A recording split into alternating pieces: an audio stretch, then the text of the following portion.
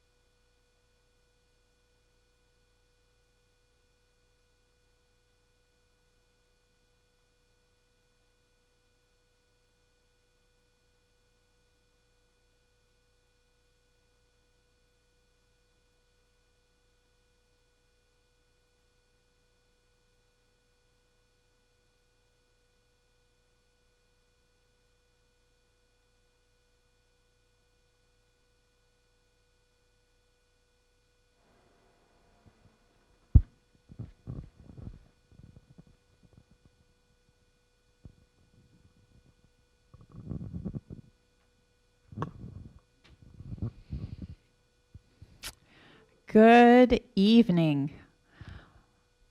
My name is Tanya Bowers, and I would like to call the City of Pasco Planning Commission meeting to order.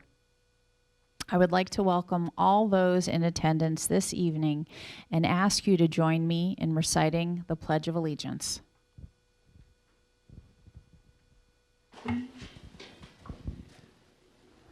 I pledge allegiance to the flag of the United States of America and to the republic for which it stands, one nation, under God, indivisible, with liberty and justice for all.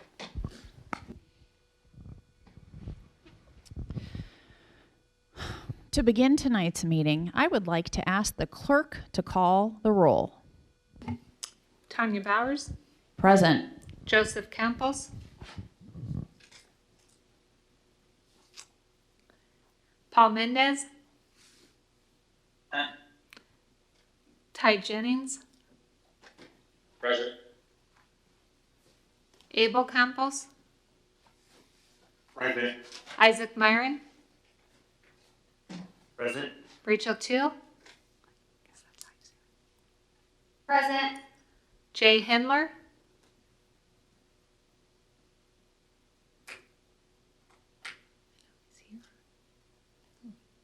Jerry Cochran. Present. Madam Chair, we have 7 members present and we do have a quorum. Thank you, and I'd like to welcome the new members of the Planning Commission. The Planning Commission is an advisory board made up of volunteers appointed by the City Council. The purpose of the Planning Commission is to provide recommendations to City Council regarding changes to the city's comprehensive plan, land use updates, block grant allocations, and zoning code. The Planning Commission is tasked with considering the long-term growth and development of the community, the impact of land use decisions on community, livability, economic opportunity, housing affordability, public services, and the environment. I would like to remind the audience tonight's proceedings are being broadcast live on the City of Pasco's Facebook page and on Charter Cable PSC Channel 191, and will be rebroadcast several times during the next month. The meeting is also being recorded so you can watch it live on the City of Pasco's website, which is pasco-wa.gov. Click on the Video on Demand link and make your selection there. There are copies of the meeting agenda available on the back table, so you may follow along with the meeting.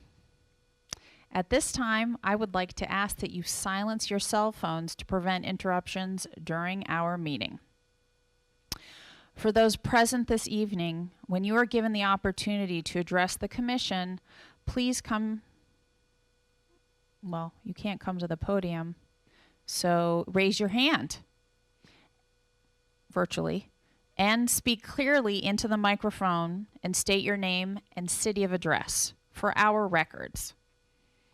Before we begin tonight's meeting, I need to remind the audience and the Planning Commission that Washington state law requires public meetings like the one being held this evening not only be fair, but also appear to be fair. In addition, Washington state law prohibits Planning Commission members from participating in discussions or decisions in which the member may have a direct interest or may be benefited or harmed by the Planning Commission's decision. An objection to any Planning Commission member hearing any matter on tonight's agenda needs to be aired at this time, or it will be waived.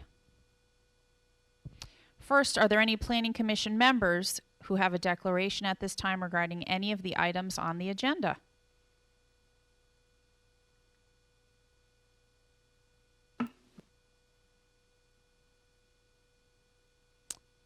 Let the record show that there were no declarations. Second, is there anyone in the audience this evening who would object to any Planning Commission member hearing any of the items on the agenda?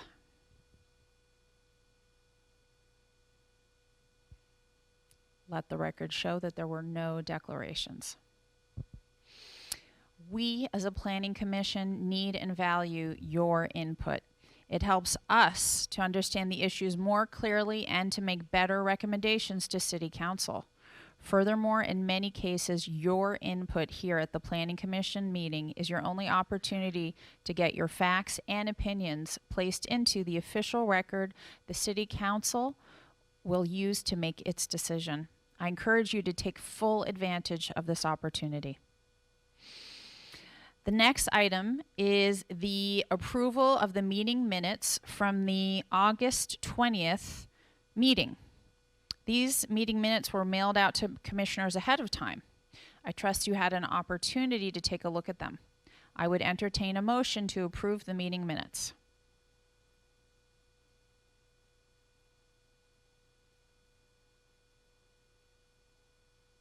Would any commissioners like to make a motion?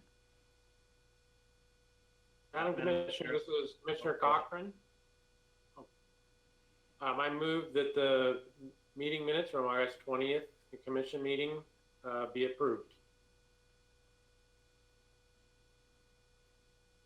And I'll second that. This is Commissioner Myram. It has been moved by Commissioner Cochran and seconded by Commissioner Myron. All those in favor say aye. Aye. Aye. Aye. Any opposed? Aye.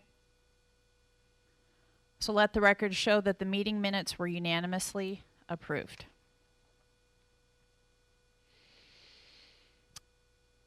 Next, we don't have any old business, so we will move on to our public hearings.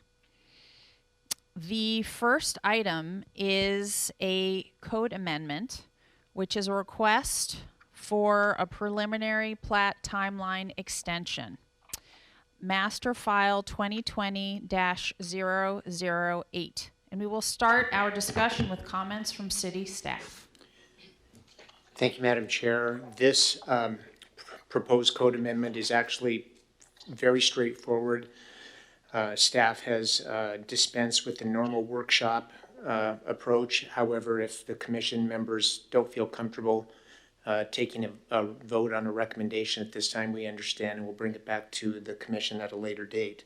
But essentially, the state guidelines for approval of preliminary plats were revised in 2013, and it allowed for administrative approval of plats, so they no longer had to be a council approval item.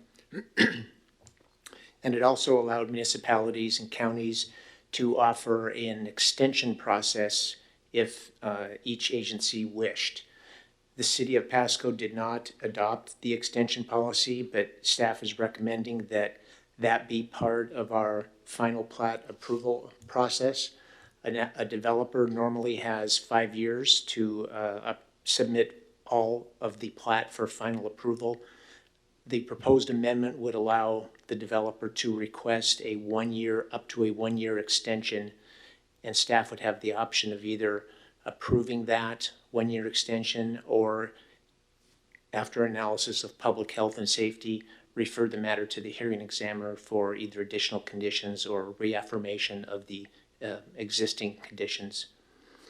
So I believe it's fairly straightforward, but I certainly would be happy to try to answer any questions any of the commissioners may have. Thank you very much. Do we have any questions or comments for staff, commissioners? This is Commissioner Cochran. I'm just curious, have most of our peer cities gotten ahead and adopted the extensions like Richland and Walla Walla or Kennewick or others in our area? And I guess that was the main question. I don't know, Commissioner Cochran, about each particular city, but staff had the luxury of dozens of examples from different cities across the state that have done this. So in essence, the wording you see in the proposed amendment is taken from, I can't remember, but it's Mason. It's in Mason County. I can't remember the name of the city. Okay. Thanks. And have we received, I mean, this is a public hearing, so we might have it, but have we received any comments from the development community on this issue? I would assume they're positive because they can take an extension, but have we received any to date? Or I guess we can also see them tonight. So. No, we have not received comments, although this effort initiated by a discussion that I had with a developer that has about a 325 lot subdivision in the Broadmoor area. And that area, for your benefit, Mr. Cochran, and the rest of the commission, is unsewered at present. The city is working with property owners in that area to provide sewer mains so that they can develop residentially. That was the driver behind the question on whether Pasco had adopted an extension policy. Thank you. Helpful. Commissioner Jennings here. Wanted to ask, year to date, how many have we had final plats that have either needed an extension or expired? For the current calendar year? Yes. None. Do we foresee a need? I think the development I just spoke of in the Broadmoor area may be probably the most critical. Their preliminary plat expires in 2024, if I'm not mistaken, and it's going to take at least 2 years for the area to be sewered. So if you have a hiccup with the LID process and the sewerage, you might be brushing up against a timeline that would be critical for that development. So the intent of this extension will not be correlated to the pandemic, as presumably by that time we will be out of the pandemic. Is that correct? No, I had not even considered that, right. And I hope your assumption is correct.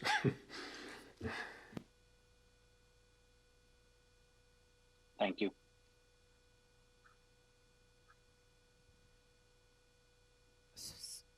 So, great. There we go.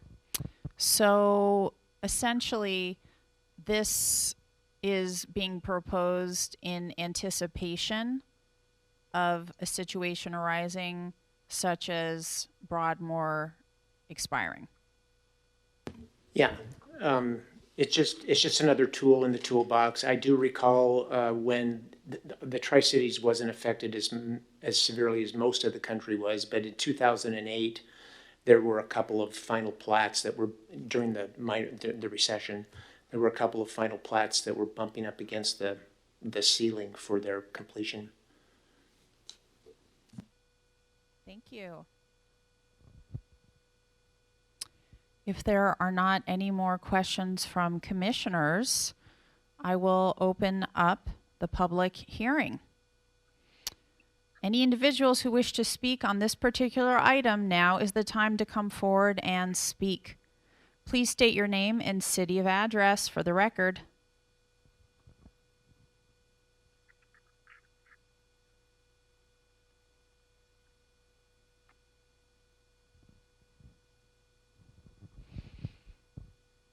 I'm looking over at Mr. White, and no one is raising their hand virtually.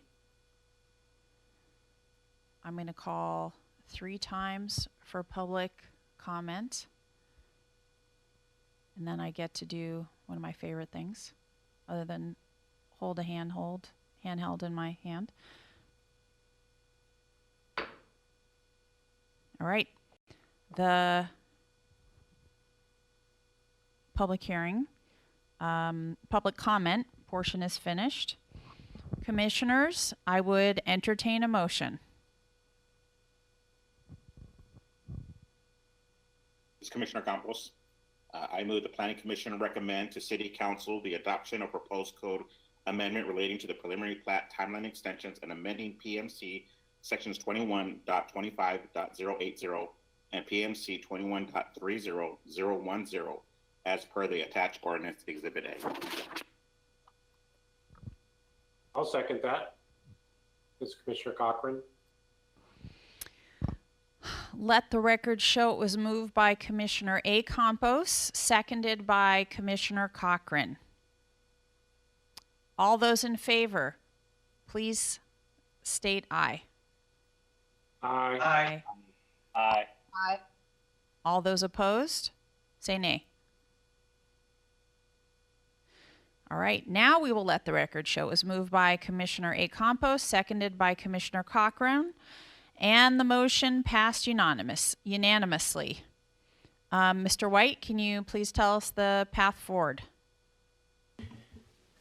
This will now go to City Council for a workshop session, and most likely after that, 2 weeks later, to a regular City Council meeting.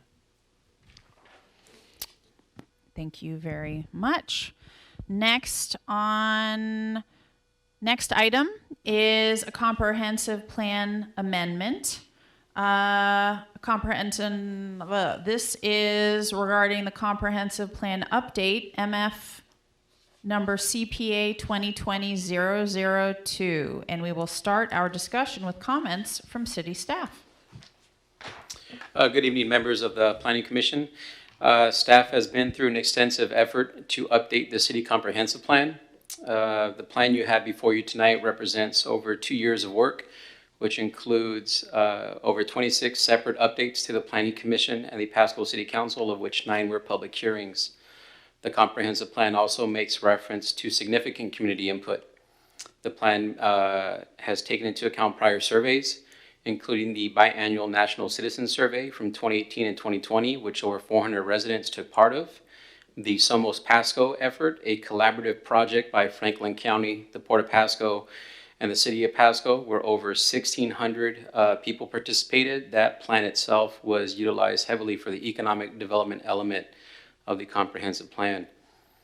Between the urban growth area item, the comprehensive plan, and the environmental impact statement, staff received well over 245 comments from a range of stakeholders representing private developers, real estate, community members, public, state agencies, and advocacy organizations. With that being said, staff believes the comprehensive plan that has been prepared for the city represents the overall goals and policies indicated by the Planning Commission, the City Council, and meets the requirements per the Washington State's Growth Management Act.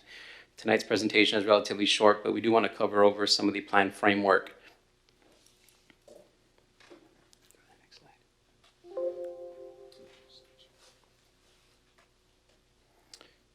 So as mentioned in prior meetings, our comp plan is required to be consistent with the countywide planning policies adopted by Franklin County, and both our comp plan and their comp plan must be compliant with the Growth Management Act. Our plan has a series of goals and policies that help drive regulations, such as amendments to our municipal code, where that is the actual implementation of the plan, which will be brought up later on in this presentation. So the Washington State Growth Management Act has 14 planning goals that our plan must address through a series of plan elements. You can see on the right the variety of plan elements that range from transportation and economic development and housing to capital facilities and public services. The 2008 plan did not have a section for economic development, so that is brand new. So again, reference the Somos Pasco effort, which is valuable for that component. Obviously, the rapid population growth in Pasco. The last comprehensive plan was adopted in 2008, which likely means work began in 2004, 5, and 6. When the city had a population of about 55,000 people, we're now home to well over 75,000 residents, and we must be considerate of a city that expects to be home to over 120,000 people by the year 2038. And what's that to mean is obviously home to well over 75,000 people today. We're adding roughly 60% by the year 2038, but obviously we still move forward after 2038, 2040, and 2045. It is important that our plan sets us up for appropriate development over the next several decades. So this is the future land use map, draft future land use map, which represents, we believe, a considered effort to balance the demands of growth, private property interests, and the rules and regulations we are required to comply with. The map consists of a practical expansion of the urban growth area boundary and the allocation of a variety of land uses, densities that we believe are compatible and supportive of each other. These new land use classifications are introduced with this map, include new land uses in the Broadmoor area, which you can see delineated with the dashed blue line on the northwest portion of the city. There was also an effort to collaborate with the Department of Natural Resources for an appropriate description of DNR-owned lands in the city that is compliant with the transitional lands policy adopted by the state in 1988. And you can also see along the eastern edges of the 395 corridor north of the city, the delineation of a brand new land use to represent the Confederated Tribes of Cobo Reservation. So the land use map will apply about 20 specific zoning and/or overlay districts, including the Waterfront Development District recommended by the Planning Commission at the June meeting. In addition to those 20 zoning districts, there are numerous development standards within each that must be applied. The land use map is large, but there is much more to the map than the colors we see on the screen. You also can see that we know where some public facilities may be in the future, but you will also see parks, schools, and other public facilities, open space in the future. The comprehensive plan has two separate volumes. Volume 1 is the plan framework. This is where we focus on the overall goals, policies, vision, and the implementation. And on the next slide is volume 2, which is, if you're interested in some of the data and the metrics used for the plan, this is where you'll want to pay attention to. This has all the supporting analysis. And I'd like to focus a little bit on an item that's mentioned in both volume 1 and volume 2, and that is the plan implementation. Implementing the comprehensive plan is how we ensure that we are addressing the various components of this plan. This includes goals on housing, transportation, economic development, environment, capital facilities, and so on. Our plan has numerous goals and policies that are in addition to the prior plans adopted by the council. This will require staff to identify the necessary changes to our municipal code and prepare amendments to the Planning Commission for consideration. For example, policy CF2D of the capital facilities element states that the city will reassess the land use element whenever the probable funding falls short of meeting existing needs. This ensures that our land use and capital facilities improvements are consistent with each other. We have a separate policy, H4C, within the housing element, which indicates the city must increase housing supply and diversity through flexible design standards. This will require staff to study new innovative trends and housing design to make sure that Pasco is an opportunity for home builders to try modern but safe housing in our city. Staff expects to continue our ongoing efforts at modernizing our code and regulations and share them with the Planning Commission as we make progress. So our remaining schedule is winding down. We had a positive discussion with the Pasco City Council on Monday, along with our consulting team, where we shared results of the draft environmental impact statement, which we did with the Planning Commission back in August. Today, along with the staff report, there was a motion for consideration by the Planning Commission for approval of the comprehensive plan. Staff expects to be back, if necessary, in front of the council on the 28th of September and on October 5th for a final decision. Upon decisions from the Planning Commission and the Pasco City Council, the staff will then submit a formal application, two separate items to Franklin County, one for the expansion of the urban growth area and two for a comprehensive plan amendment for our city's comprehensive plan. I appreciate the Planning Commission's patience with staff as we work through a long effort, along with all the input we received from the community. Happy to answer any questions. Thank you. Thank you very much. Mr. Gonzalez. So, commissioners, do we have any questions or comments for city staff?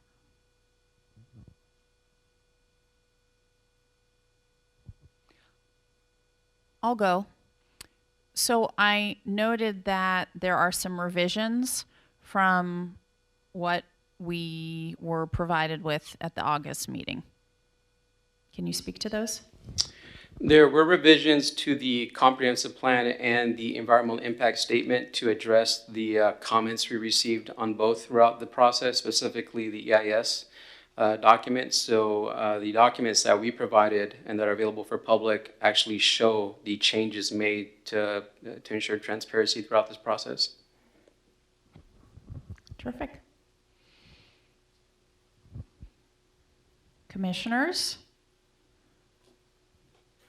This is Commissioner Cochran. I don't have any questions, but I just wanted to congratulate and commend staff. I know that's a long process, and this looks really great. And it really seems like you've incorporated so many stakeholders' views on, diverse sides of issues. And I think you've found, I didn't try to read through all of it. I went through and skimmed it, and it literally things like you found a good balance between a lot of issues and some great improvements. So congratulations and thanks for all your work.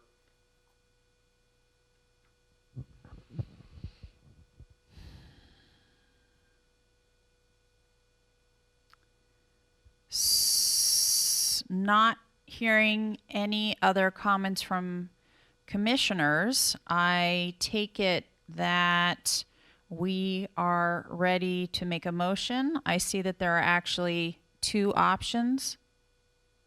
Oh, man, thank you for reminding me of that. That's why we're here, to listen to the public, aren't we? So with that, why don't we open the public hearing? Any individuals who wish to speak on this particular item, now is the time to come forward and speak. Please state your name and city of address for the record.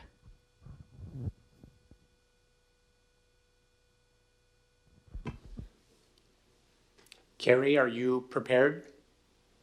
Oh, yes. Thank you. My name is Carrie Fagerness. I'm with the Washington State Department of Natural Resources. I'm the planning manager for the Transition Lands Program, and I'm based out of Olympia, Washington. My comments will be brief tonight. We submitted original comments in July, and based on the August 20th Planning Commission meeting, we submitted additional comments addressing ambiguity in the proposed new land use designation of DNR reserve area, as well as some additional language in the goals and policies of the comprehensive plan. And we worked with Jacob in this last couple weeks on getting those comments submitted. And particularly, we were mostly concerned with the fact that the definition for DNR reserve area was not actually, or was actually not defined. We're satisfied with that definition that's been included. And you can see, I think you've all seen the letter that was submitted on September 2nd. And it's, I think, listed as Exhibit A. One thing that we'd like to just reiterate for the record is that our preferred option would be to maintain our industrial land use designation, although we recognize at this stage of the game that that's not necessarily a possibility, but I wanted to state that for the record. And then I also wanted to talk about the second item in that definition on my September 2nd letter, which was more of a request. It came through as part of the definition. I'm not sure it was necessarily appropriate to include in the comprehensive plan, so I can see why it was not. But DNR would appreciate and would like to see some recognition from the city of Pasco that it recognizes these DNR reserve lands as future industrial lands. We are a little bit nervous about this land use designation change. We understand that the zoning is of course staying the same and don't think it would be too hard to have the city in some manner recognize that they foresee these lands being used in the future as industrial lands based on current zoning. So I'm not sure what format that would be in, but I would just like to state that for the record. And then I also, just to finalize, I would like to thank staff, particularly Jacob, in being super responsive to our concerns and working with us to get some of the information into the comp plan that made us somewhat more comfortable with the proposal. Thank you.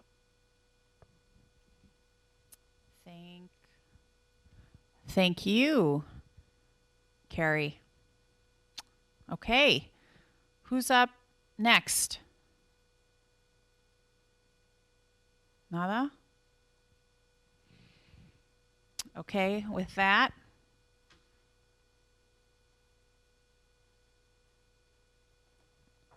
I will call for the last 3 times for public comment. Going.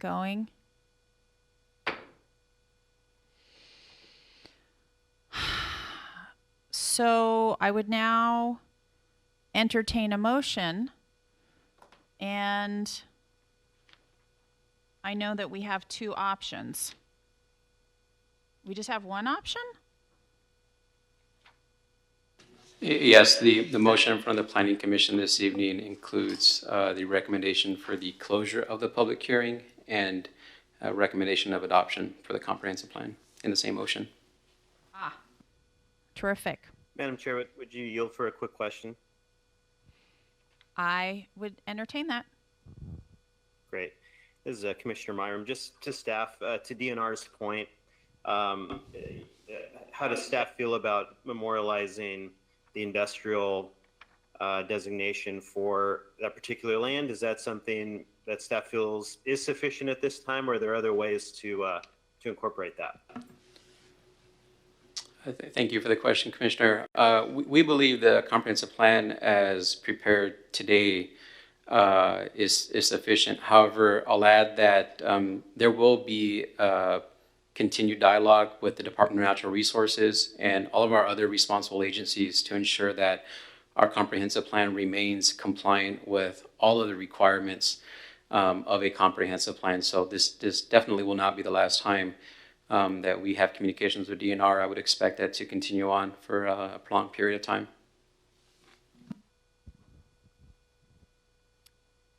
Does that satisfy you, Commissioner Myron? Oh, yes, sorry, I was on mute. Thank you very much, Mr. Gonzalez.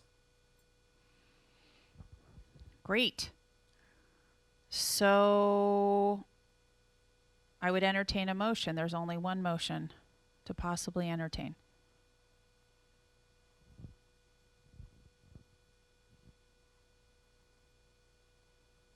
Madam Chair, I move to close the public hearing on the proposed comprehensive plan amendment, which is master file number CPA 2020-02. Recommend to the Pasco City Council the adoption of the comprehensive plan as contained in the September 17th, 2020 Planning Commission staff report. This is Commissioner Mendez. I would like to second that. Thank you very much. All those in favor say aye. Aye. Aye. Aye. All those opposed say nay. Let the record show that it was moved by Commissioner Myron and seconded by Commissioner Mendez, and the motion passed unanimously. Mr. Gonzalez? Yes, I appreciate Planning Commission's recommendation of approval. This will be in front of the Pasco City Council, likely on October 5th. Madam Chair, pardon me for interrupting, but I also want to echo Mr. Gonzalez's appreciation of the Planning Commission's effort in this. It has been before the Planning Commission about 20 times now. And so again, thank you for your sustained interest and the level of dedication that it requires to see something like this through. Thank you. All right, so the next item is a code amendment, which is a request for street connectivity. This is master file number CA 2019-13, and we will start our discussion with comments from city staff. Thank you. Good evening, members of the Planning Commission. The proposed amendments indicated in this item are derived from a variety of sources. They include input from our community, best practice methods, including but not limited to the American Planning Association, the Institute of Transportation Engineers, the National Association of County and Transportation Officials, the Federal Department of Housing and Urban Development, and the Federal Transit and Highway Administrations. Perhaps more importantly, these amendments are intended to meet the established goals and policies and interests of our City Council as indicated in the slide on the screen. In addition, we must align our standards to meet the needs of our local, regional, and state partner agencies, including Ben Franklin Transit, the Benton Franklin Council of Governments, the Washington State Department of Transportation, and lastly, comply with the Growth Management Act. So identified benefits of street connectivity have been overwhelmingly confirmed and include benefits to accessibility, orderly development of our utility system, safety, the environment, household costs, and equity. At the same time, we must balance the benefits and potential negative impacts. These include the increased cost to a private developer, the potential to lose the number of developable lots in any land, design flexibility, and impervious surface increase. The potential impacts identified on the screen and shared with staff by members of our community are not a surprise, but again, staff will reiterate that the overwhelming consensus is that increased mobility opportunities for our community and across the country are considerably more beneficial. The next set of slides provides a little bit of a refresher from some of the indicators and metrics that staff has reviewed for the delivery of the proposed changes. On the screen in front of you, we have block length and block perimeter for a variety of Washington cities. Pasco and our neighboring cities have some of the highest block lengths and perimeters. They are longer than the cities of Yakima, Spokane, Olympia, Bellingham, and even Ellensburg and Wenatchee. On the next screen, we look at walk scores within the Pasco Public School District and also block perimeters per census block level. That's the map you see on the left. We know that the recent residential growth in Pasco has taken place along the 182 corridor and along the western and northern edges of the city. This map shows smaller block perimeters in green, larger blocks in orange and red. Recent developments have developed with large blocks, as you can see indicated on the screen. The walk score of schools in the Pasco School District are indicated on the right side.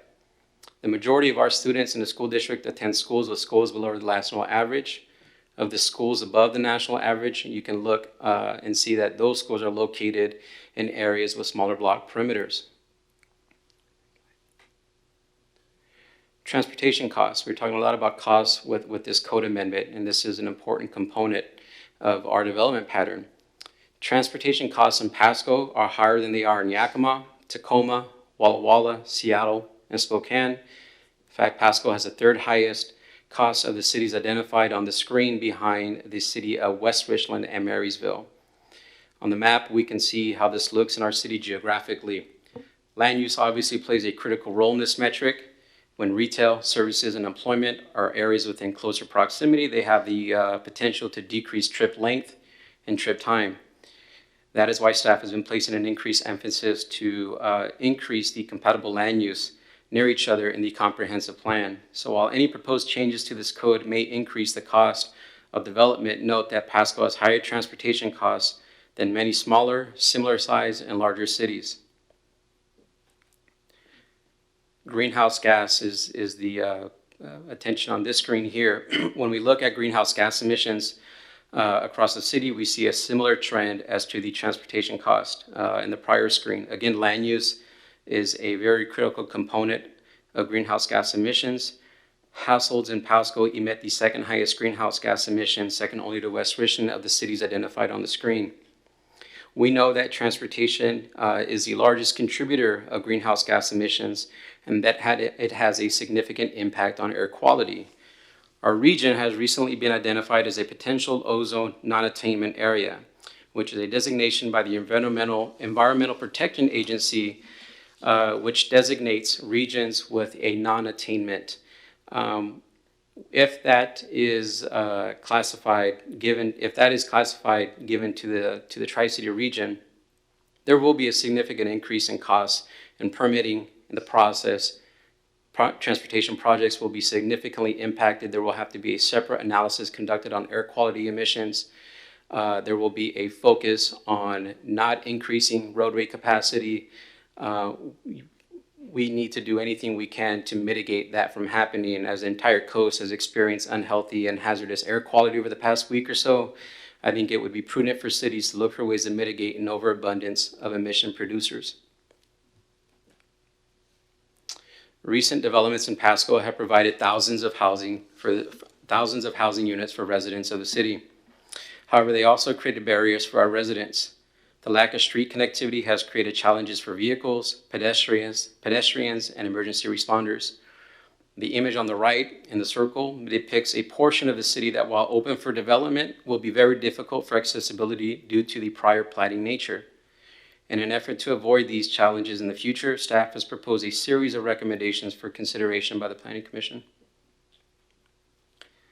So these are two new definitions that we have proposed adding to the code: connectivity to abutting lands and a future streets plan. And I would like to focus on the future street plan because there may have been some confusion on what it is we were requiring with this specific language.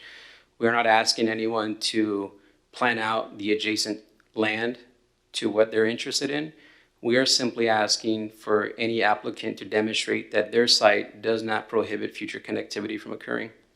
That is all we're asking with this statement. The connectivity to abutting lands is just a clarification and added emphasis from what is required in our existing requirements in the municipal code. On this slide, we address cul-de-sac lengths and intersection spacing. Cul-de-sac lengths will be left the same. Right now in the code, we require cul-de-sacs to be no longer than 300 feet, but we allow them up to 600 feet with very minor criteria. We are proposing to just allow cul-de-sac lengths up to 600 feet, but clarify the criteria so that when a cul-de-sac is proposed, it is done so meeting the criteria for one to be applied within any site. The intersection spacing is proposed to be regulated through the site distance standards that are calculated by AASHTO, or the American Association of State and Highway Transportation Officials. This is a recommendation from Public Works and our city engineer. Although the current minimum was 125 feet, we believe it is best left for this specific regulation to be conducted by the transportation officials. This slide addresses new language for pedestrian and bicycle access ways. This is actually in our existing code, but similar to the connectivity to abutting lands, is just clarified with criteria so that when a bike or ped access way is required, there is certain standards for an applicant to follow. Again, want to reiterate the support we've received for the proposed changes from a variety of agencies, including the Washington State Department of Transportation, the Benton Franklin Council of Governments, Ben Franklin Transit, Visit Tri-Cities, and the Pasco Fire Department. So the next few slides are actually derived from a recent survey conducted by the Council of Governments. They are preparing for their 2045 long-range metropolitan regional transportation plan, which obviously the city is a significant participant of. And they recently conducted a survey through the BFCG board and their technical advisory committee. Their board is comprised of elected officials from all of our cities and counties, including Benton and Franklin County and Burbank. Also with the Technical Advisory Committee, which is the Public Works directors from all of those jurisdictions as well. So this is not just Pasco, this is Kennewick, Richland, West Richland, Benton County, Franklin County, Burbank, Washtenaw, Ben Franklin Transit, and the Benton Franklin Health District. They're all TAC members.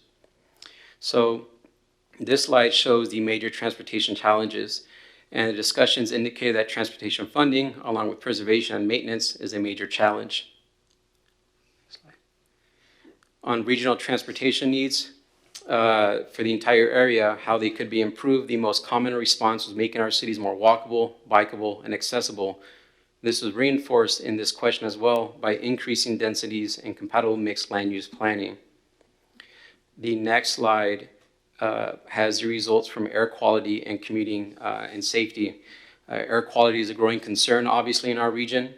50% of the responses included a moderate prioritization of air quality attention, while education and public outreach was identified as a commonly suggested mitigation theme.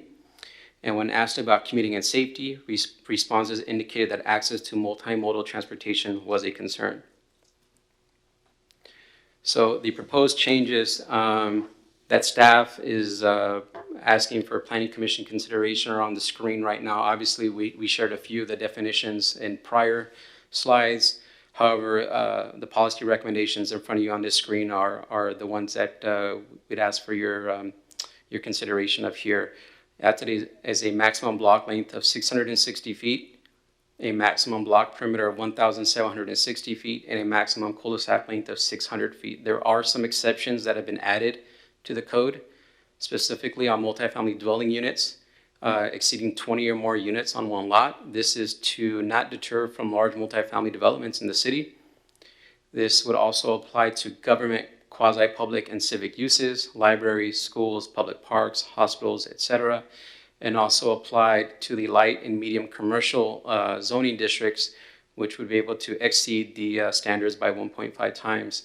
Again, this is to still ensure that there is some level of connectivity. When these exemptions are applied, they will be required to go back and look at the bike ped access way requirement and comply with that. Additionally, on the screen, you can see the map on the right side, which has highlighted most, if not all, the area between the Columbia River, 395, and Interstate 182. As we saw on the screen a few slides prior, the area in this, the development patterns in this region are challenging for existing code to be applied. And after a comment with stakeholders from the Home Builders Association of the Tri-Cities, we also identified that these requirements may prohibit future development in this area as well. So while we are not going to entirely remove the proposed changes, we do want to allow for some exceptions to the maximum block length up to 1,000 feet, and there will be no maximum block perimeter in this area. Part of the reason for this consideration is that it is difficult to develop in this region, in this area, because of the prior planning practices. And it is our intention to not make that more difficult, but to ensure that future residents of the city will have an accessible neighborhood in which to travel in and out of by any mode. So these are the policy changes. And again, I'd like to finish with the City Council goals of 2018 and 2019, because at the end of the day, this is the intent of staff's effort, is to meet what Council has emphasized as elected officials in the City of Pasco. We believe that the proposed amendments as in front of the Planning Commission today meet the 2018-2019 Council goals on multimodal connectivity, on supportive collaboration with our regional partner agencies. You can also see community surveying was a goal of the council, which we used in the supplemental memorandum.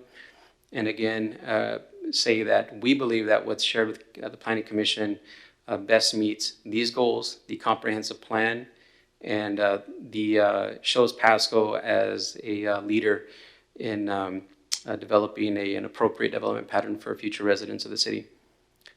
So with that being said, I appreciate any comments, questions from the Planning Commission.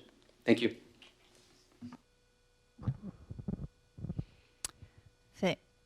Thank you very much, Mr. Gonzalez. Commissioners, do you have any questions or comments?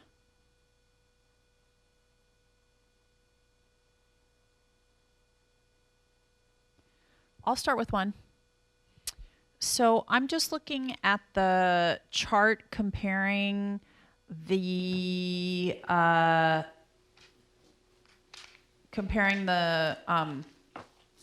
maximums for Pasco currently proposed, Kennewick, Richland, West Richland. This was in one of the attachments. So obviously for maximum block length, it's much shorter than the current maximum and the other cities, as well as the maximum block perimeter. I was hoping, can you give us an example? Are there any streets currently in Pasco that are that size? This would be the streets that are within what we're proposing. Yeah, it would probably be most of the city south of Highway 12 between the Columbia River, 395 and Oregon Avenue. And actually many of the block lengths west of 395 south of the interstate also would probably comply with the 660-foot block length. And mainly that's because that system was derived out of the public land survey system based out of ordinances in the late 1780s. That's how we surveyed the entire country for township development. Thank you. And also for the mid-block, oh no, I'm sorry, at the intersection offsets, the proposed Pasco offset is 200, whereas for the other cities it's 125 in our current offset. Can you give us an idea of what that actually looks like? Yeah, so we are proposing to not apply a specific metric because each intersection is in a different neighborhood with a different arterial collector system. So rather than coming up with a number, we believe we should utilize the guidance from AASHTO, which develops sight and stop distance standards. So the stop time necessary to before you see somebody is a part of the calculation, and also before you actually stop. Right now with the 125 minimum, there's concerns about the safety implications, whether somebody traveling 45 miles an hour can stop in 125 feet between the next intersection if there's an emergency necessary. So rather than use 125, 150, or 200, staff is proposing to use guidance from AASHTO.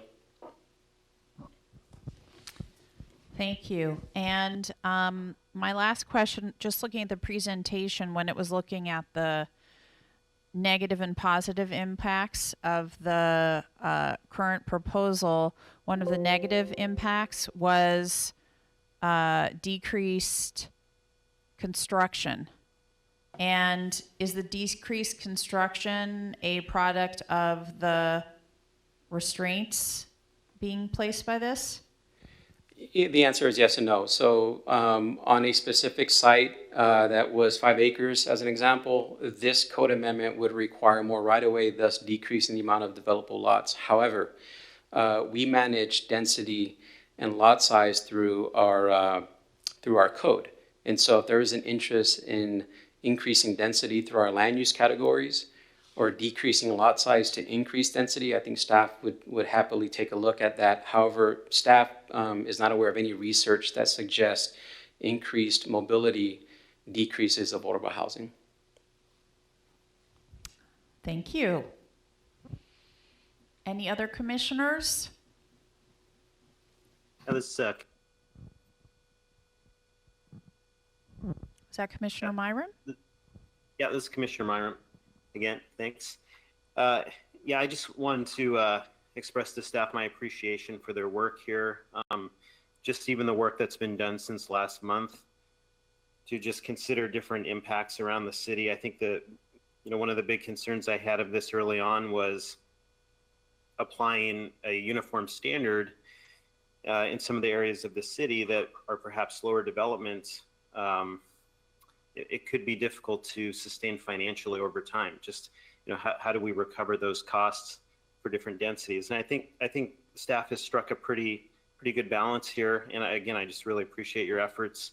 Can you speak a little bit to the Cul-De-Sac standard? It looks like we're keeping the same standard, but some of the rules have changed about how those are accepted. I believe the developer has to show topographical justification for it. Can you just kind of walk us through a little bit more about that? Yeah, we staff is in the belief, along with all the guidance that we've provided in the staff reports here, that the cul-de-sac must be justified, and it shouldn't be the go-to pattern to increase developable lots. If there's a need to increase lots in the city of Pasco, then we should address it at the root cause through our municipal code, not through the municipal code, not utilize a cul-de-sac, which creates a barrier to connectivity for more than just pedestrians, but mainly for vehicle travel, since well over 98% of vehicle movement or well over travel in this region is done by single occupant vehicle. So while I think there's the thought that this is a pedestrian and bike code amendment, the reality is that this region is auto-oriented. And so we still must have code that facilitates efficient transportation disbursement. The cul-de-sac is essentially a dead end. So if a cul-de-sac can be justified due to a topographic barrier or a natural barrier or prior plating practices, which is probably going to be applied in that highlighted area we saw in the prior slide, then they will be allowed, they would be permitted. We're not going to ask anyone to build a road over a water feature or anything like that, obviously, but they need to be justified, and that's all we're asking for. Great detail. Thank you so much. Yes, this is Commissioner Jennings. I want to ask staff a couple questions. Want to lead off with a comment, though. As a resident of Pasco, I reside on a cul-de-sac and find it very desirable. So I just kind of want to enter into that discussion that residents may find cul-de-sacs just or desirable, whereas we are now proposing that they must be justified due to topographical constraints or other natural features. So just want to kind of comment on that. But then I also want to bring up some details regarding page 31 of the memo that was provided to commissioners here. And looking at the first example, we're looking at a stretch of power line road that terminates at Dent. And in looking at that, we're entering into a discussion of block length. However, one thing that comes to mind is I believe that used to be the border of the city of Pasco when that road was constructed. Is that accurate?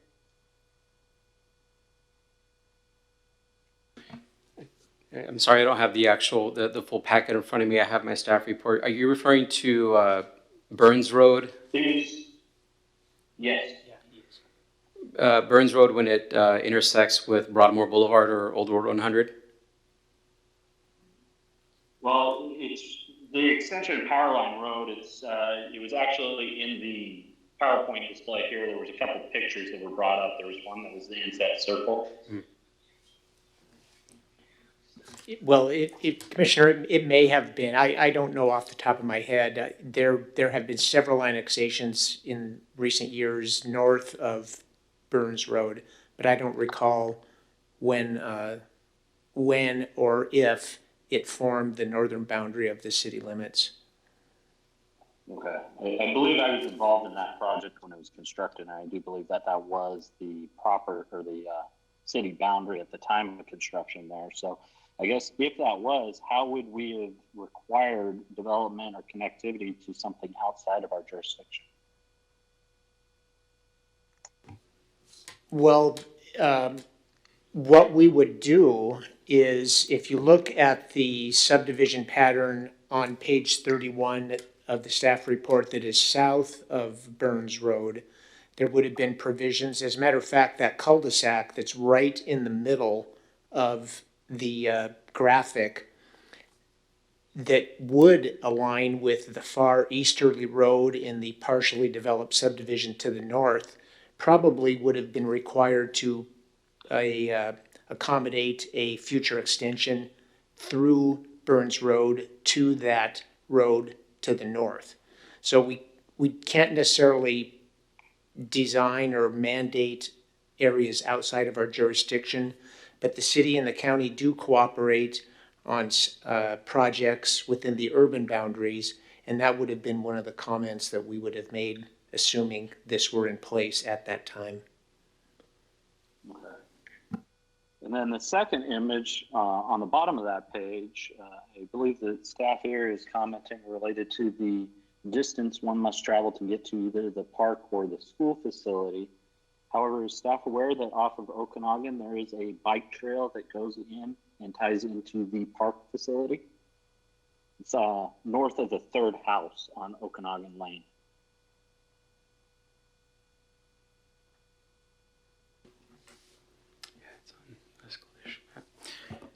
Thank you, Commissioner, for the comments and feedback. Staff is aware that there is some connectivity within the area next to the school there on Road 84. However, the focus of that particular image was to demonstrate that we have a public facility within, as an elementary school, that is only fronted by 2 public roads. The park itself only has access via 1 public road and is blocked off by subdivision development, therefore limiting the amount of accessible opportunities to 2 public facilities, the school district and the park itself. So the effort that we're proposing would permit a site like this to exceed the established minimums, however, have a more thorough, a more straightforward connection between neighborhoods. Okay, thank you.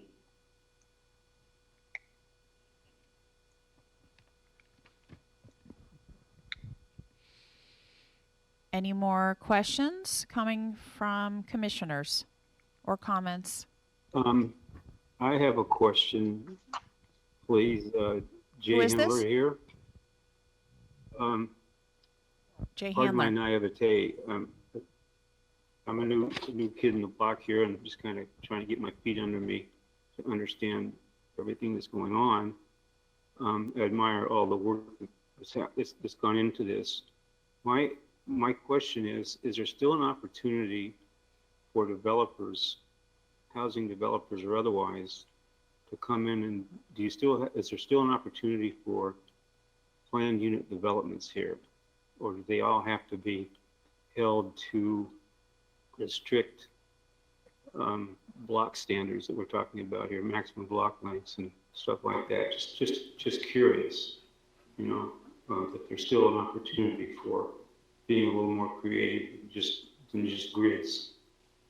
And I apologize for, like I say, I'm just kind of trying to get up to speed here. Yep, appreciate the comments, Commissioner. Planned unit developments actually were amended. The ordinance was amended probably a little less than a year ago. Actually, we decreased the minimum site area required for a planned unit development. It is also the only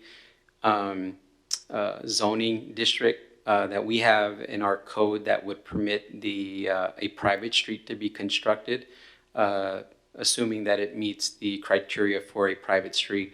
So planned unit developments aren't necessarily a part of this discussion. However, in an example where there was a street that, for all intents and purposes, should continue east or west based on its location in the city, for example, in the northern edge of what we hope to be our expanded UGA, a PUD would not be allowed to sit right in the middle of it, therefore prohibiting that connection for the future. So as long the context would be important, PUDs, there's a special lens applied to them because of the very nature. So while we would still, I think, permit design flexibility with a planned unit development, it would be allowed to be permitted so long as it does not prohibit the connection of the existing transportation system or future planned transportation network.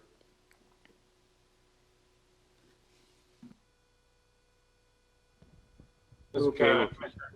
Yeah, thank you for the clarification.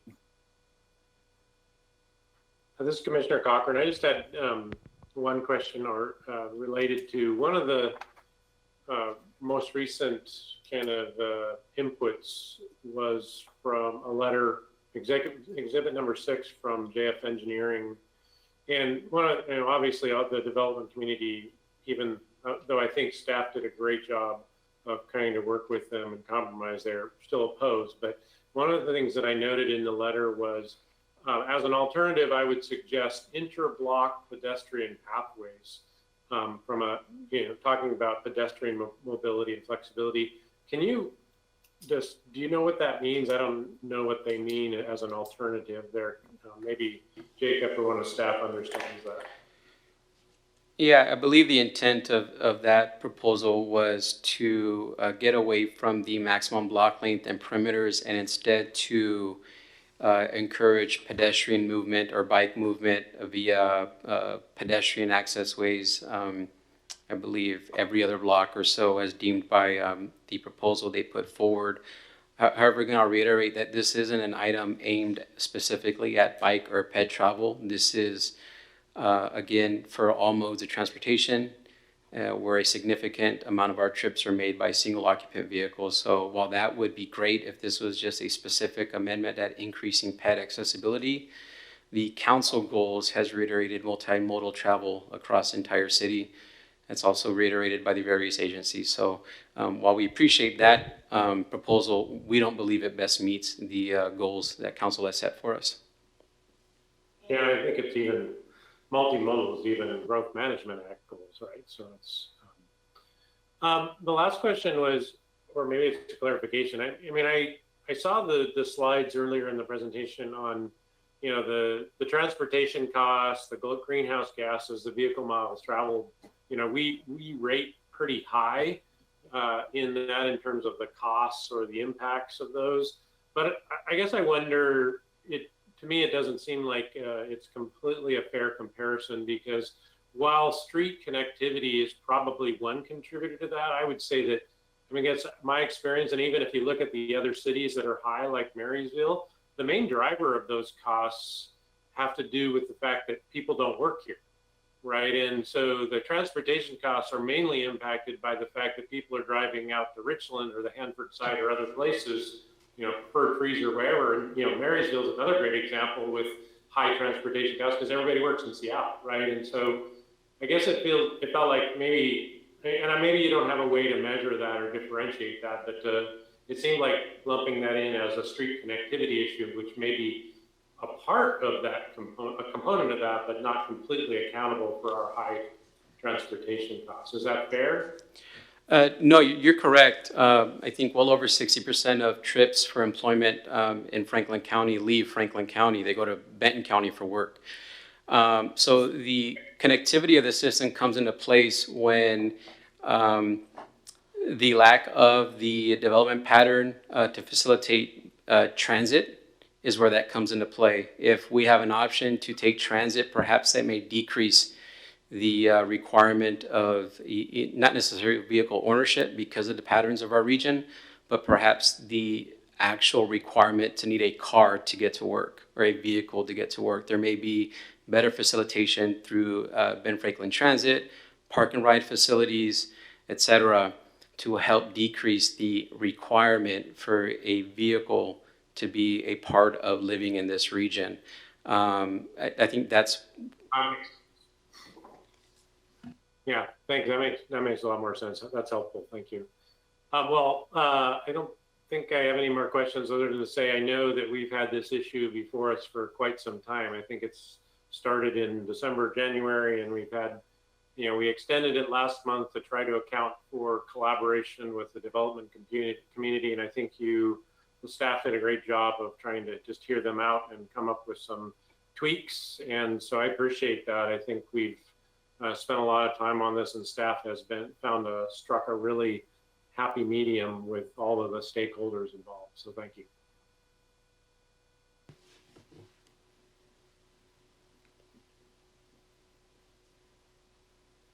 Not hearing any more.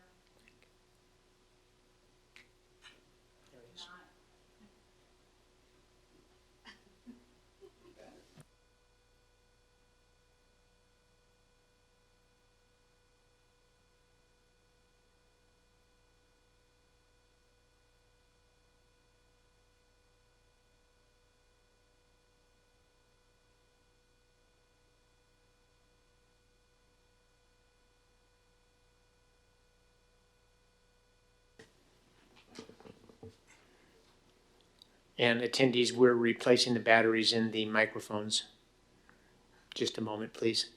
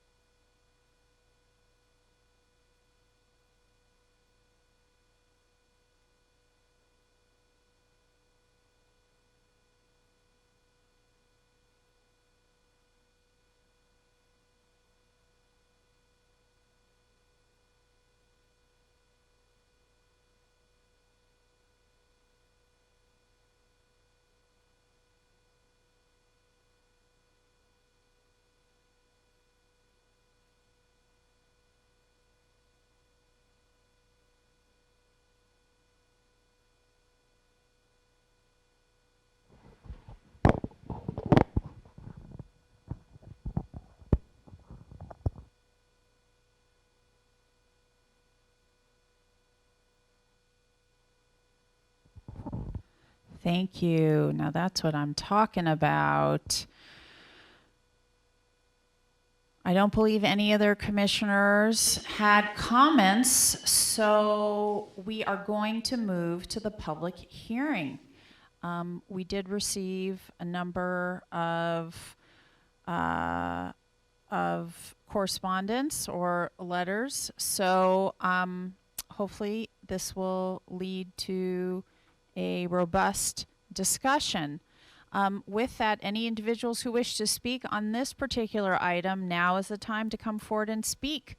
Please state your name and city of address for the record. Mr. White, can you tell us who would like to comment? Well, we have two signees, Christy and Jeff. Attendee, Jeff, you're unmuted, at least on this end. Can you hear me? We can Yes. hear you. Oh, good. All right, thank you very much, and thank you to the planning commission members, Jeff Flosey, Home Builders Association out of Kennewick. And we certainly appreciate the opportunity to have a meeting with staff to talk about some of the concerns and challenges.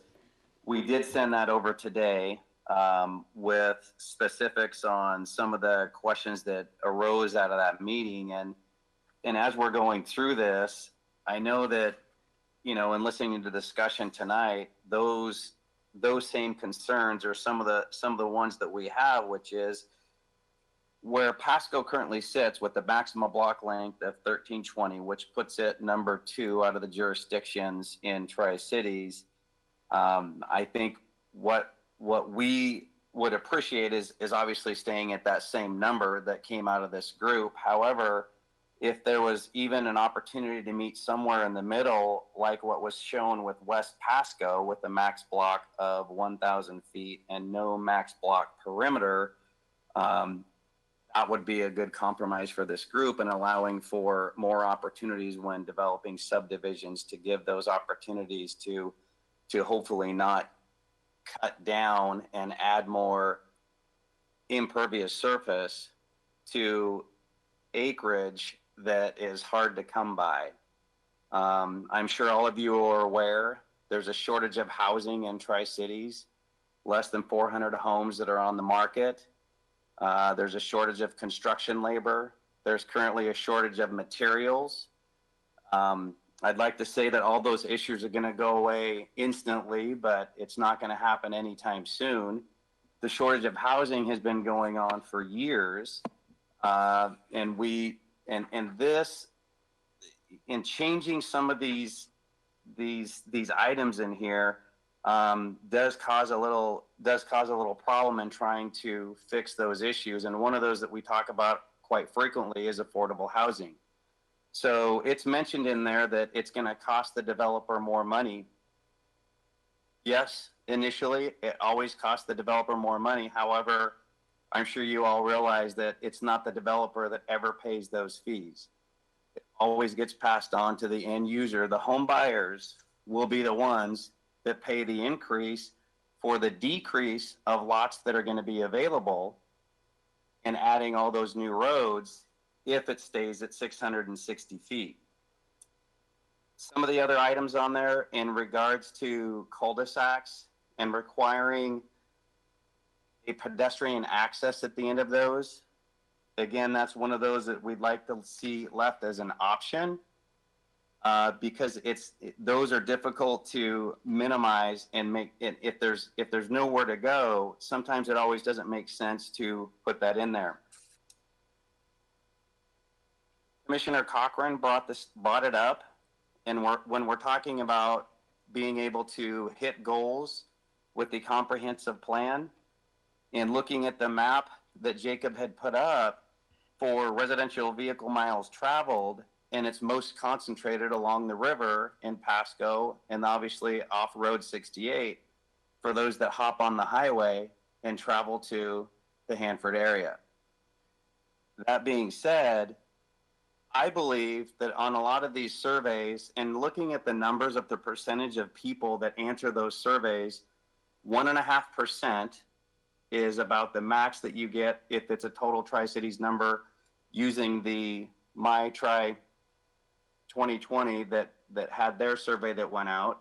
The Benton Franklin Council of Governments with 600 people in all of Tri-Cities is in the thousands of a percent of respondents that got back. The SOMO study that's referred to, at 1,600, there's 400 of those folks that aren't from Pasco. So then you're down to 1,200. And again, we're down to 1.5% or less of the folks that have actually commented on this, on things that they would like to see. And in going back to the mid-block pedestrian crossings, as opposed to a 660-foot length of a max length of a road, is something that this group thought would help alleviate that. I also heard Jacob mention that it's not just about pedestrian and bicycle mobility.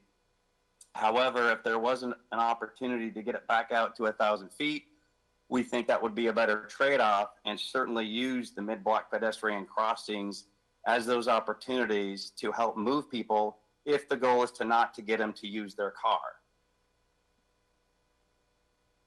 In speaking to residential miles traveled and the greenhouse gases, it also seems counterintuitive to have more intersections, which would innately have the opportunity for more stopping. And if there's more stopping, or if because there's more intersections that you're going slower, cars would be on the road longer to still get out of Franklin County to go work somewhere else. I'm not exactly sure how that would minimize the greenhouse gas emissions, but by using those mid-block pedestrian walkways, we believe that would certainly have those opportunities to get people to move if there was somebody to go, if there was somewhere that they could go to, if it's not just the school. Some of the studies that are used to show mobility seem like they fit better in a big city like Seattle or a Portland, where you actually have downtowns, high rises, people get out of their condo, jump on the subway, and go to work. That's not where we live in Tri-Cities. I'm not sure. I mean, I realize there's opportunities for people to get on the bus, but I don't think that this plan is going to allow for that to happen, considering that we live in the rural suburban areas, and for them to be able to get to work, it's probably not real feasible. And I thank you for taking the time to at least allow us to, one, have an extra meeting. We still had some other questions that were on the table. I am not an engineer, and a lot of our engineers that were in the group helped put this together in addressing these questions. And again, Jacob, Rick White, thank you for at least getting us to that next meeting. We hope that there's an opportunity to have more discussion. I know you guys would like to move on this. With that, I will leave it to you, and thank you for your time. Thank you, Mr. Losi.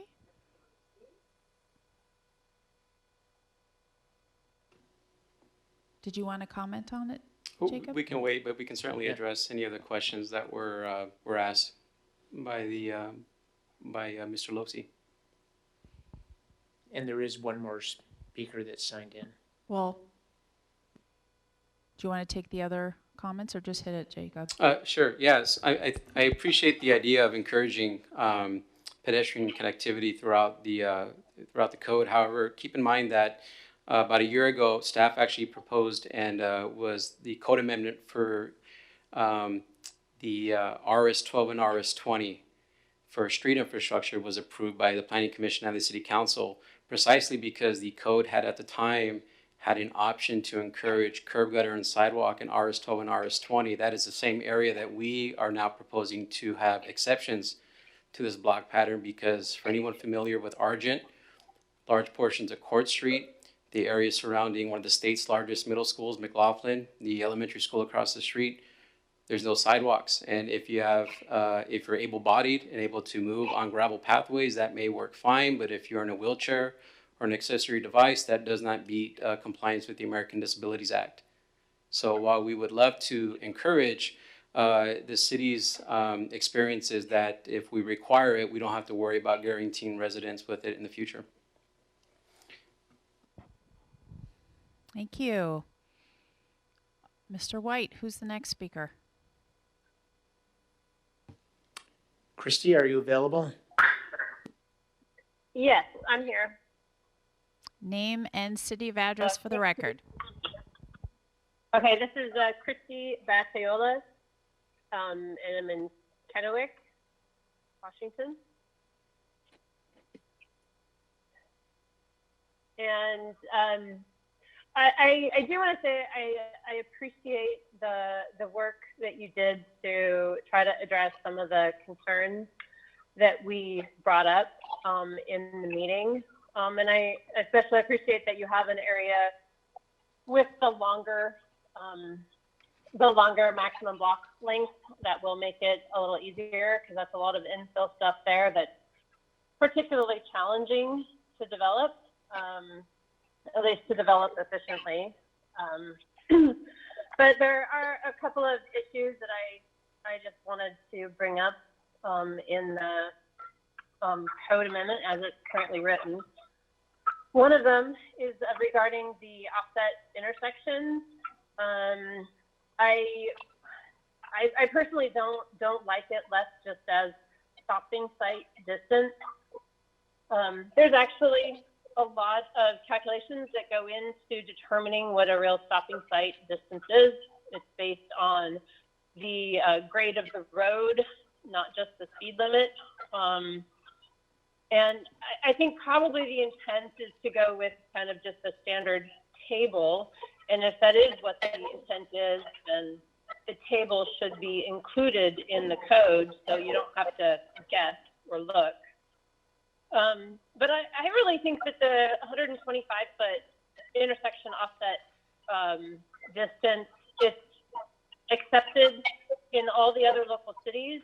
It works. I haven't seen a problem with it. And then especially when you are dealing with the infill project, you don't have a lot of choice often where your street can go that will work with the layout of the site. So it just makes it difficult. Then the other one that I wanted to comment on was the maximum block length and the perimeter.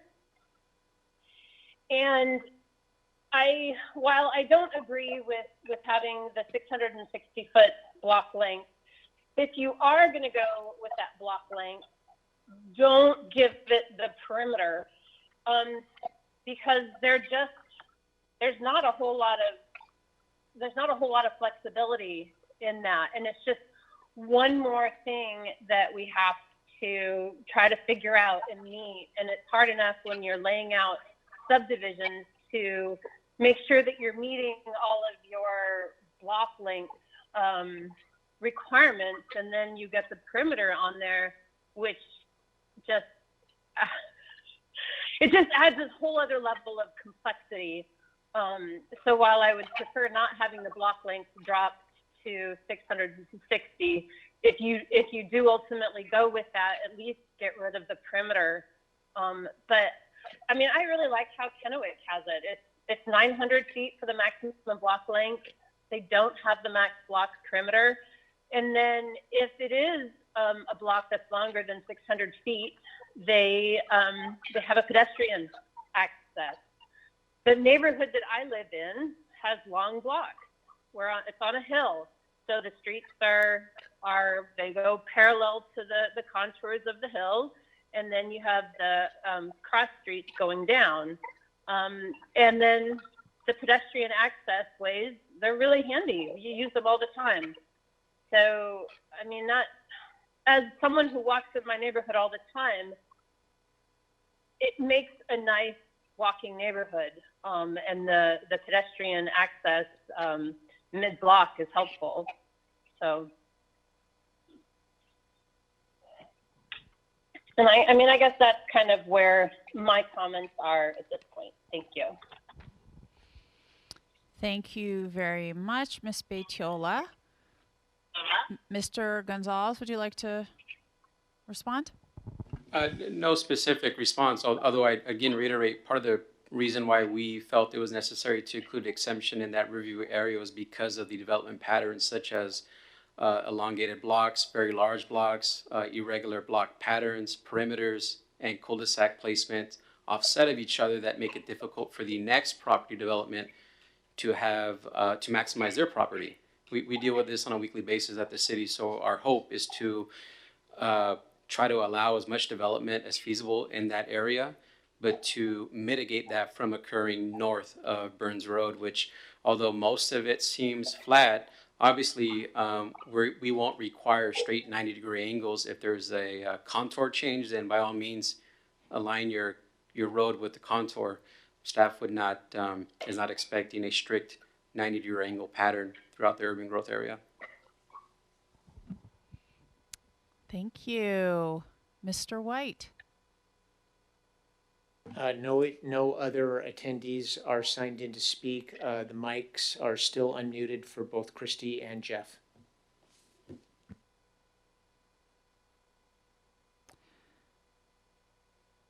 All right.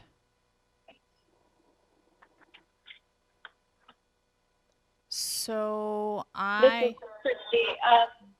I just wanted to have you consider the max block perimeter and just, see if you can even get your maximum block length in there, and then have reasonably sized lots too. So you would have a maximum depth of your lot as like 110 feet. So then if your lots ended up being longer than 110 feet, you would end up, having to squeeze your block length. I just think that's going to be a really hard one to work with. I'm glad that it's not in the parts of the city that do have all the infill, but I think even in the areas that aren't developed yet, having the max block perimeter it gets challenging to meet both.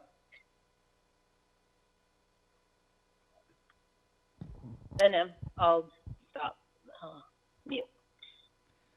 Thank you very much for your additional comment. Mr. Gonzalez? No. All right. So with that, I am going to call 3 times for comment. Going. I'm closing the public hearing.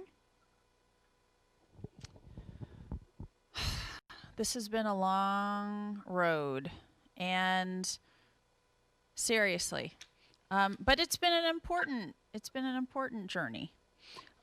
So commissioners, right now we have in front of us 2 options. Madam Chair, can I ask one more question? This is Commissioner Cochran. If it helps us get closer to figuring out an option, please, Commissioner Cochran. I just was going to clarify what Ms. Batiola brought up. For the ASHTO, variable site distance things, is the intention to put something like a table in the code, or will it just be kind of a reference here and then they've got to go figure it out? Or would that be helpful, or would that be doable, or is that really hard to do? I mean, I hadn't thought about the additional element that it's not just about speed limit, it's also about incline and probably other factors. So just wanted that clarifying question. Yeah, certainly. There's a variety of calculations that are necessary to make that, to determine these spacings. So there may be a standard template based, and actually the Home Builder Associated Tri-Cities actually mentioned it in the bottom of their notes, that aligns with the ASHTO guidelines. So we can certainly reference the specific numbers and add a caveat that if there is a consideration for grade, curve, anything of those natures, we can certainly reference to the rest of the full ASHTO guidance. Thank you. May I just say, this is Christy again. May I just say that the site distances that I see in the chart that was put together are not the site distances that I find when I look up. Like when I look up the design speed of 25 miles per hour, the design stopping site distance is 155 feet, provided that you have less than 3% grade. So the one that I had seen in the chart that I think Caleb provided, it says 280 feet. So I think if you do really want to go this route, you need to have a chart that says this is what it is.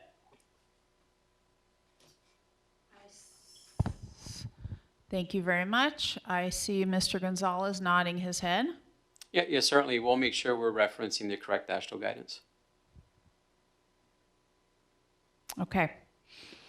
So I don't need to close the public hearing again because I already closed it. Or public comment section. So commissioners, do we need to have discussion since there are two options laid out? Yeah, Madam Chair, this is Commissioner Myram. Just my 2 cents here. I know this has been a long road. We've had a lot of meetings about this, but these new provisions are quite new. I think in some ways they're still kind of sinking in.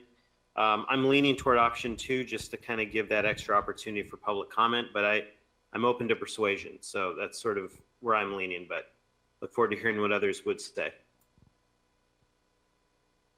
Yeah, this is Commissioner Mendez. I would agree with that. I think we need additional time to address the concerns expressed by the Home Builder Association, as well as the revisions from the August 2020 Planning Commission. So I would agree with that and support that.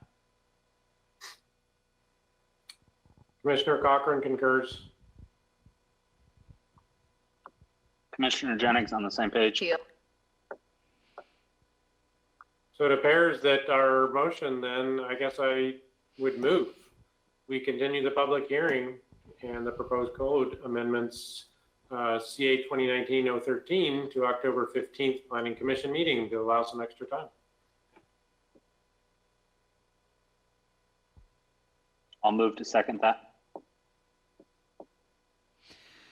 We got a vote. So all those in favor of option 2? Was that A Campos? Aye.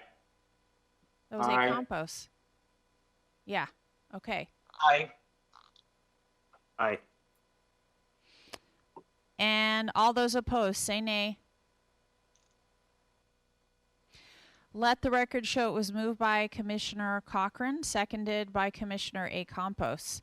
The motion passed unanimously. Mr. Gonzalez, the path forward.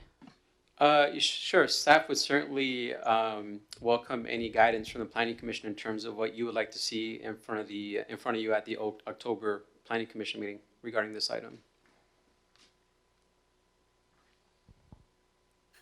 This is Commissioner Cochran. I guess for me, I think there are still some significant concerns that are brought up by the development community and engineering community, and I heard loud and clear, and I kind of got that the complexity factor here really goes up with the limitation on the block perimeter with a small block length. So, I mean, that might be one thing we could consider is, do we want to, I do like, the other thing that's glaring for me from a guidance perspective here is that if you look across our peer cities, we end up really, really low compared to our peers. And that could be a good thing or it could be a bad thing. And I guess I can, maybe I err on the side of wisdom in the masses. And so having us be so low, if we're going to be so low, maybe there is wisdom in not restricting the perimeter of the block length. So that might be one area to explore. The AASHTO table thing, if that's the way, an opportunity to explore as well. But it sounds like you're committed to kind of, having the right guidance in there. So that would be my feedback on guidance to staff.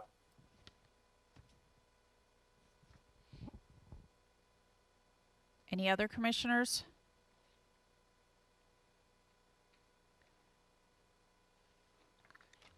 Well, I would just say that I really appreciated your effort to try and encourage connectivity. I think it might be impossible to make all parties happy, but it does seem like it would be appropriate to have another meeting with the developer community. And in terms of the block length, block perimeter, that did sound like that was a major sticking point for a lot of them. All I know is that what we heard in previous public hearings from almost all the parties whose letters of support were written was that it is not safe. And again, that is why I think that's one of the reasons why we were doing it. I think the pedestrian issue was another. And you did state that, yes, these cut-throughs are great when walking, but what we also need is to make sure that emergency vehicles can make it through safely. And I live in an area where we have a lot of meandering streets and very much not the grid, and I can just imagine how hard it is for some of these emergency vehicles. So that is an important consideration, but something to be considered and weighed with some of these other interests. And Madam Chair, if I might piggyback on that comment, you heard from the fire chief several months ago now. The city of Pasco, just like all other communities in the state, are given a fire rating for insurance purposes. One of the items that is a strong component of that rating is the ability of emergency vehicles to respond within a certain amount of time. And I just want to point out in particular that the development pattern of the past decades has, particularly in West Pasco, has made that a challenge. And you did notice that the exemption for the Riverview area was included in tonight's presentation. And you did hear, of course, that the majority of the regulations would be applicable in the new, let's say, the new urban growth area, north and northwest of town. So I didn't want to lose sight of the fact that fire or connectivity is very important for fire, for the fire department, the city's overall insurance rating, and emergency vehicles. Thank you for that, Mr. White. Okay, so we just finished our public hearings. We have no workshops or other business. So I believe we are ready to adjourn. And I don't need a motion to do that. All right, have a pleasant evening, everyone. Thanks so much for your participation.